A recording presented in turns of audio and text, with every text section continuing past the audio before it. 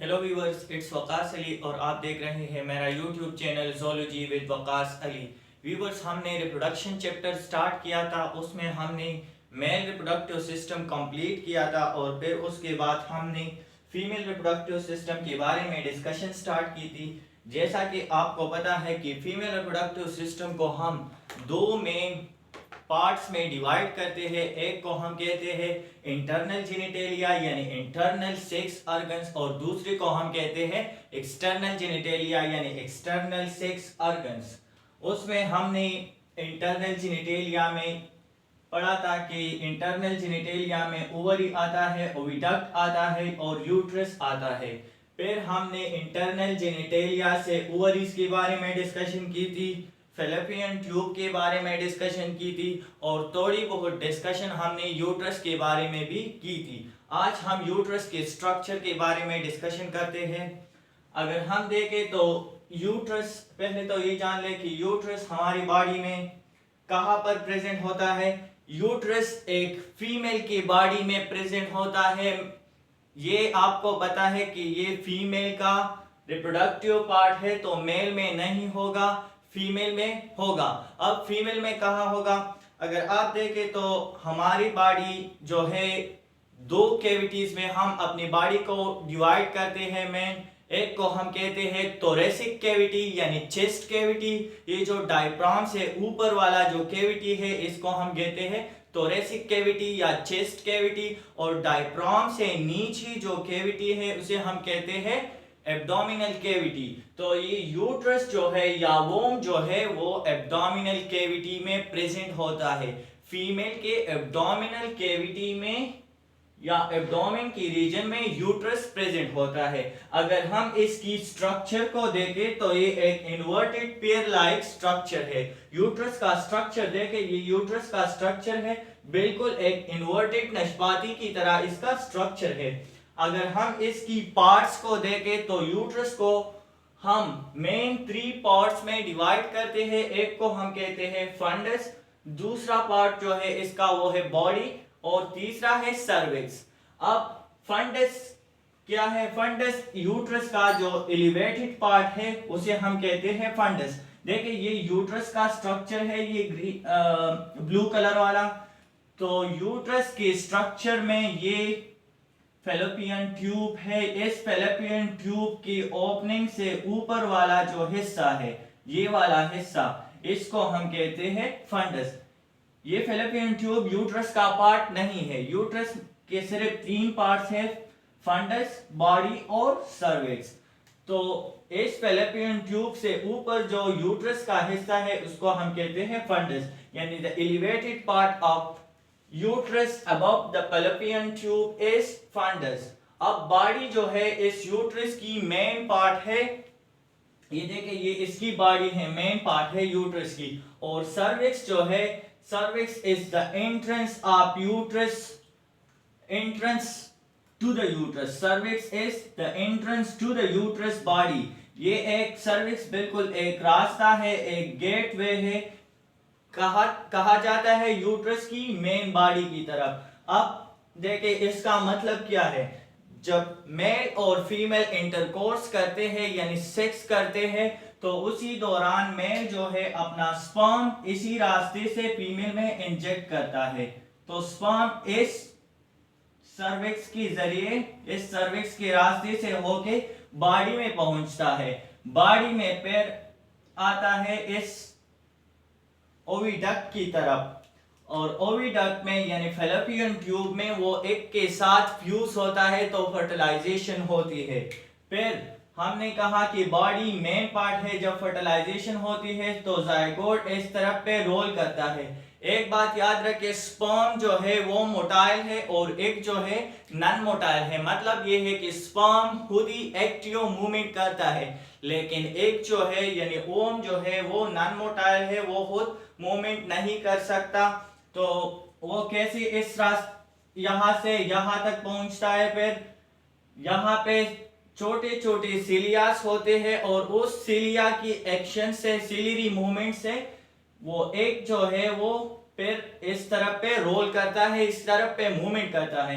तो यहाँ पे स्पर्म और एग की फर्टिलाइजेशन होती है, उसकी फ्यूजन होती है, जायगोट बनता है। वो जायगोट भी नॉन मोटाइल होता है एग की तरह, और जायगोट फिर सिलरी मूवमेंट के जरिए इस ओविडक्ट से इस बॉडी में, यूट्रस की बॉडी में एंटर करता है।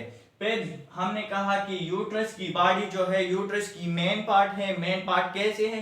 मेन पार्ट ऐसा है कि यहाँ पे जो है जो जायगोट है उसकी या एम्ब्रियो की इम्प्लांटेशन होती है, इसीलिए हम यूट्रस की बॉडी को उसका मेन पार्ट कहते हैं। और ये जो है यूट्रस में सबसे बड़ा जो पार्ट है वो इस यूट्रस की बॉडी है। अगर हम वॉल्स को देखें तो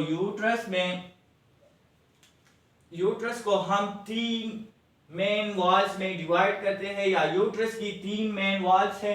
देखिए, अगर यहां से मैं एक कट लगाऊं इस यूट्रस को तो ये, और उसे स्टडी करूं तो मेरे साथ कुछ इस तरह सा डायग्राम आएगा। ये डायग्राम असल में इस यूट्रस की वॉल को जाहिर करता है कि इसकी 3 मेन वॉल्स है। एक को हम कहते हैं पेरिमेट्रियम, यानी ये जो ऊपर वाला जो बाहर वाला हिस्सा है इसको हम कहते हैं पेरिमेट्रियम।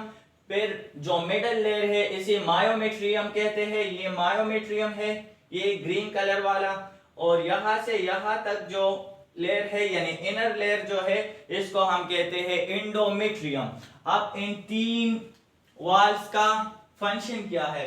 ये आउटर कवरिंग जो है यानी पेरिमेट्रियम, ये प्रोटेक्शन प्रोवाइड करता है इस पूरी यूट्रस को।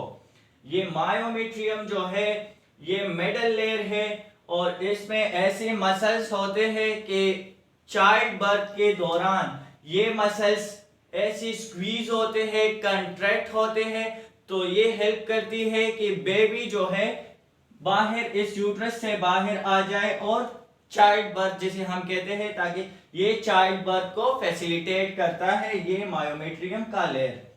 और तीसरा जो लेयर है वो है एंडोमेट्रियम। अब एंडोमेट्रियम जो है ये इनर लेयर है, ये वाला, ये सारा लेयर जो है ये रेड से लेकर यहाँ तक जो लेयर है इसे हम एंडोमेट्रियम कहते हैं। फिर एंडोमेट्रियम को हम 2 लेयर्स में डिवाइड करते हैं, एक को हम कहते हैं बेसल लेयर और दूसरी को फंक्शनल लेयर। यानी ये रेड कलर वाला आपको दिखाई देता है ये एंडोमेट्रियम का बेसल लेयर है, और ये वाला लेयर जो है ये ब्लू कलर वाला ये इसका फंक्शनल लेयर है। अब बेसल लेयर का काम क्या है? बेसल लेयर जो है ये परमानेंट लेयर है और ये फॉर्मेशन करती है फंक्शनल लेयर की, यानी ये बेसल लेयर जो है इस फंक्शनल लेयर को सिक्रीट करता है, इसकी फॉर्मेशन करता है। फंक्शनल लेयर का क्या काम है? जिस तरह मैंने कहा कि यूट्रस की बॉडी में एम्ब्रियो की इम्प्लांटेशन होती है, तो वो कौन से लेयर में होती है? वो एंडोमेट्रियम में होती है उसकी इम्प्लांटेशन, यानी जो एम्ब्रियो है वो अपनी रूट को इस एंडोमेट्रियम में इम्प्लांट करता है, यानी इस एंडोमेट्रियम में उस एम्ब्रियो की इम्प्लांटेशन होती है। और एंडोमेट्रियम की कौन सी लेयर में? इस फंक्शनल लेयर में। ये फंक्शनल लेयर जो है यहाँ पे एम्ब्रियो की इम्प्लांटेशन होती है। दूसरा जो इसका फंक्शन है, अगर एक रिलीज हुई और उस एक को स्पर्म ना पहुंचा, स्पर्म ने उस एक को फर्टिलाइज नहीं किया, तो कुछ वक्त के बाद तकरीबन 24 घंटे के बाद वो एक जो है वो डिग्रेड हो जाता है, खत्म हो जाता है, और उसके बाद जो है ये फंक्शनल लेयर जो है ये हार्मोन डिपेंडेंट लेयर है। जब एक नहीं होगा तो जो हार्मोन्स है प्रोजेस्टेरॉन और एस्ट्रोजन, उस हार्मोन्स में कमी आएगी, और इसीलिए ये फंक्शनल लेयर जो है या हार्मोन डिपेंडेंट लेयर जो है इसकी शेडिंग होगी। कैसे शेडिंग होगी ये हम मेंस्ट्रुअल साइकिल में डिटेल में पढ़ेंगे कि ये कैसे हार्मोन डिपेंडेंट लेयर है, हार्मोन्स की इम्बैलेंसिंग कैसे होती है और ये लेयर कैसे शेड होता है। लेकिन ये बस अभी तक इतना याद रखें कि एंडोमेट्रियम को हम 2 मेन लेयर्स में डिवाइड करते हैं। एक को हम कहते हैं बेसल लेयर जो फॉर्मेशन करती है इस फंक्शनल लेयर की या फंक्शनल लेयर की सिक्रीशन करता है, और दूसरा जो फंक्शनल लेयर है उसकी 2 पार्ट्स 2 फंक्शंस है। एक ये है कि यहाँ पे एम्ब्रियो की इम्प्लांटेशन होती है, और दूसरा जो है ये शेड होता है मेंस्ट्रुअल साइकिल के दौरान। जो फीमेल का रिप्रोडक्टिव साइकिल है, जो मंथली साइकिल है फीमेल्स का, उस साइकिल में ये लेयर जो है शेड होता है। जब ये शेड हो जाए तो अगले साइकिल के लिए फिर ये बेसल लेयर जो है इसे सिक्रीट करता है। Thank you, Allah Hafiz.